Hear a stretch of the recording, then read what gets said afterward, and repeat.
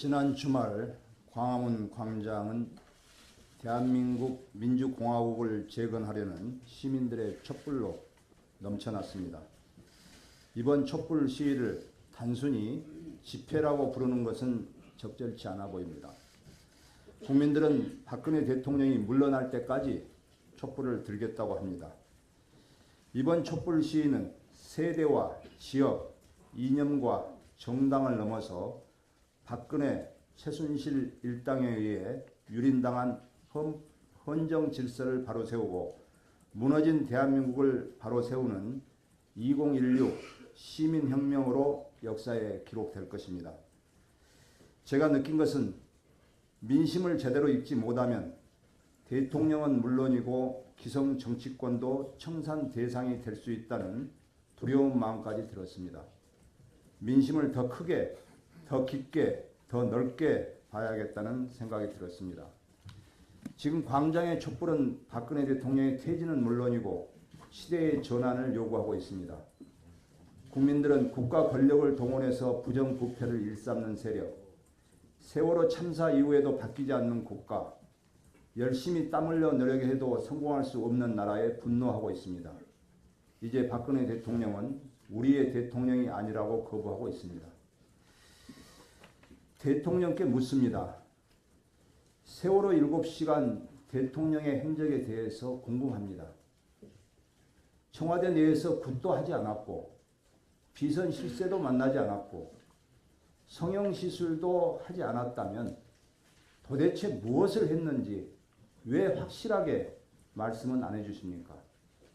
거짓은 계속 거짓을 잉태할 것이고 결국에는 걷잡을 수 없는 파국에 이를 것입니다. 오늘 일본에서 한일 군사정보보호협정이 가서명된다고 합니다. 도대체 김관진 안보실장과 한민구 국방장관은 어느 나라 장관이고 어느 나라 실장입니까? 묻고 싶습니다. 이 엄중한 시기에 한일 간의 수두룩한 과거사도 해결하지 못한 채 일본에 질질 끌려다니며 졸속적으로 혼란한 틈을 타서 협정에 체결해 주려 하고 있고 초기에 사드 배치하려고 하는 행위에 대해서 국민들은 용서하지 않을 것이고 장관으로 실장으로 인정하지 않을 것입니다. 어제 새누리당 비상시국회의에서는 새누리당 대선주자, 단체장, 중진 의원들이 드디어 탄핵을 요구하고 나섰습니다.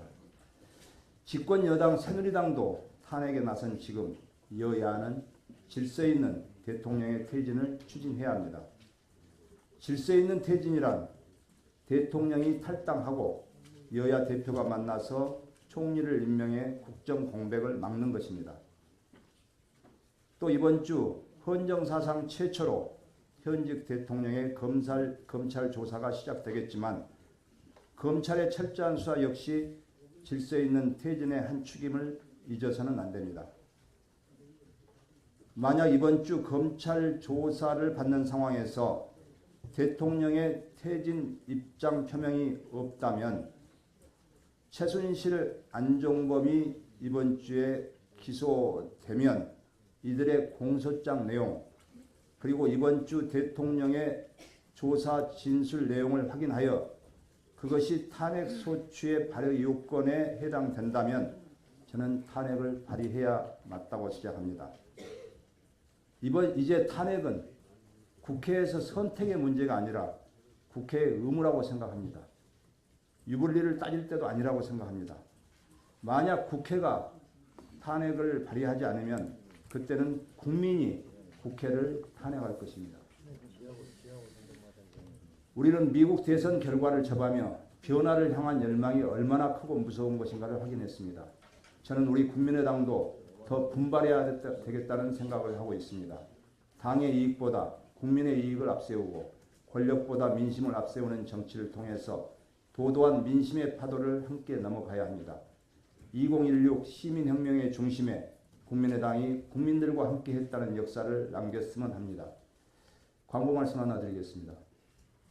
여러 가지 부족한 제가 가칭 우리 김기춘 공작정치 진상조사위원회 위원장을 맡았습니다.